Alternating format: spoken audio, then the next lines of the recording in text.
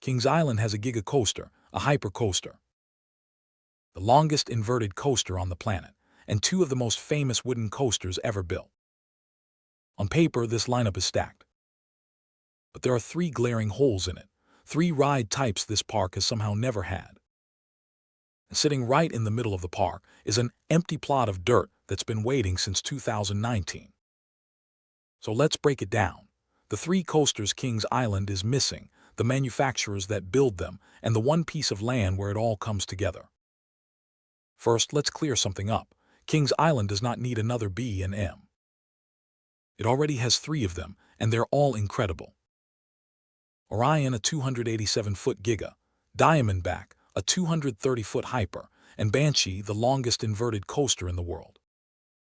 The tall, smooth, family-friendly thrills covered. So the smart money isn't another big blue B&M. It's filling a category this park has never touched. In fact, look at the park's last three coasters. Orion in 2020, Mystic Timbers in 2017, Banshee in 2014, all B&M or wood. Kings Island has a type. It's time to break it. And this isn't a small park. It's home to the Beast, the longest wooden coaster on Earth, and it draws over 3 million visitors a year. A park like that doesn't leave prime land empty forever.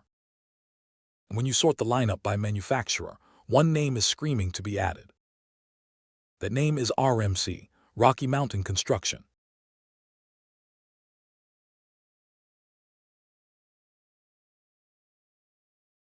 RMC are the mad scientists of the coaster world.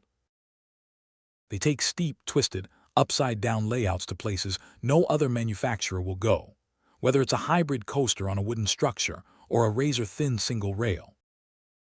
Look at what RMC has built: Iron Gwazi in Florida, Zadra in Poland, and Steel Vengeance at Kings Island's own sister park, Cedar Point. These are consistently ranked the best steel coasters on the planet. And Kings Island has zero of them, none. Think about that. Cedar Point got its RMC, Steel Vengeance, back in 2018. Kings Island has watched its sister park have all the fun for years. For a park this big and this famous in 2026, that's almost shocking. An RMC would give Kings Island its most aggressive, most re-rideable coaster in decades. And there's a very real reason to think it's closer than you'd guess. Here's where it gets juicy.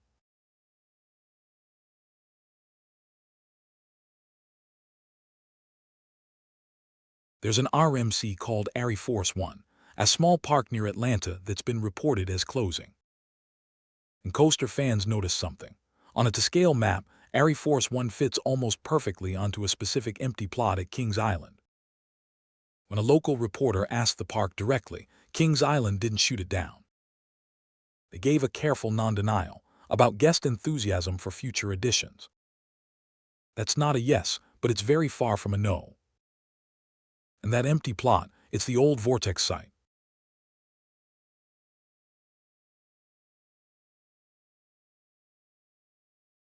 VORTEX was a massive arrow looper that stood right in the heart of the park for over 30 years, until it was torn down in 2019. Since then, that prime central chunk of land has sat empty, cleared, graded, and staring at the park's front gates. It is the single most obvious place for a new headliner in the entire chain. Drop a twisted RMC onto the old VORTEX plot, and Kings Island doesn't just fill a gap. It finally answers Son of Beast, the infamous coaster it spent 15 years trying to live down. For those who don't know that story, Son of Beast was a giant wooden coaster with a loop that opened in 2000. It was rough, it injured riders, and it was demolished in 2012. It left scars. And an RMC is the perfect redemption, because RMC literally specializes in taking painful old wooden coasters and reforging them into world-class rides. On the VORTEX plot, that would be poetic. Gap number 2 is a B&M dive coaster.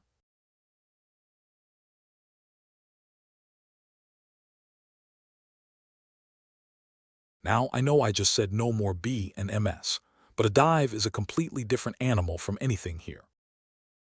A dive coaster hauls a wide, 8-across train to the top of a vertical lift, hangs you over the edge on a holding brake for a few agonizing seconds, and then drops you straight down a beyond 90-degree face. Kings Island has a hyper, a giga, and an invert from B&M, but not the one ride that turns pure height into pure terror. The best dive coasters in the world, rides like Yukon Striker and Shea Craw, draw huge lines just for that front row hang time over the edge. And once again, Sister Park Cedar Point already has one. Valreven, Kings Island getting its own dive would finally complete the set. A 200-plus foot dive machine would be the most photogenic coaster in the park, and a perfect fit near the front. Gap number 3 is a modern launch coaster.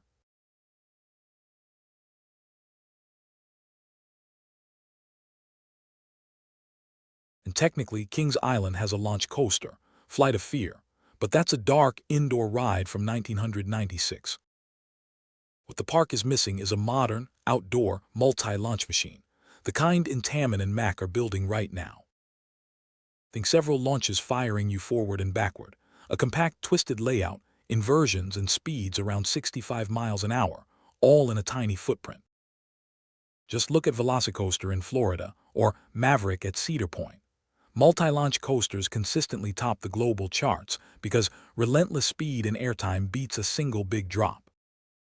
It's a completely different flavor of thrill from the tall B&M hills, pure, relentless speed.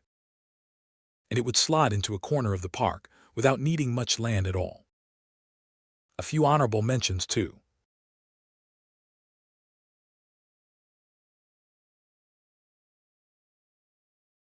Kings Island has no wing coaster, no flying coaster, no stand-up, and no modern spinning coaster. Any of those would round out one of the deepest lineups in America. But none of them scream missing quite like the RMC-shaped hole sitting on the VORTEX plot.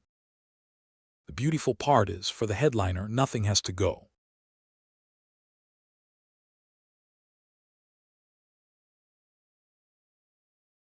The VORTEX plot is already cleared and waiting.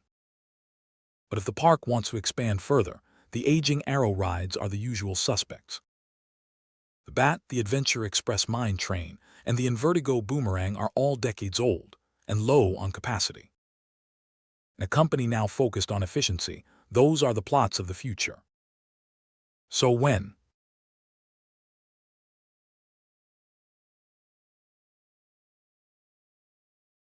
Kings Island is now part of the new, merged Six Flags, a company spreading a huge budget across dozens of parks. And there's pressure. Cedar Point just built 3 coasters in 3 years. Carowinds keeps expanding. Kings Island can't sit still while the rest of the family gets stronger. But Kings Island is one of the crown jewels, and it has that empty plot begging to be used. If the ArieForce relocation is real, it could move fast. A coaster like that could be announced for 2027.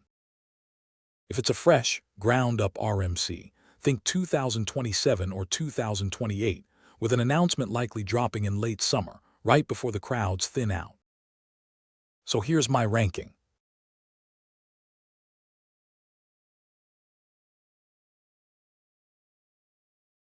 Number 1 by a mile, an RMC on the old VORTEX plot. It fills the biggest gap in the lineup and finally closes the Son of Beast chapter. Number 2, a B&M dive coaster near the front gates. Number 3, a modern multi-launch tucked into a corner. Kings Island has almost everything. What it's missing is these 3, and it's already got the perfect empty plot to build on. So tell me, RMC, dive, or launch, which one do you want to see rise on the VORTEX plot? Drop it in the comments and I'll see you in the next one.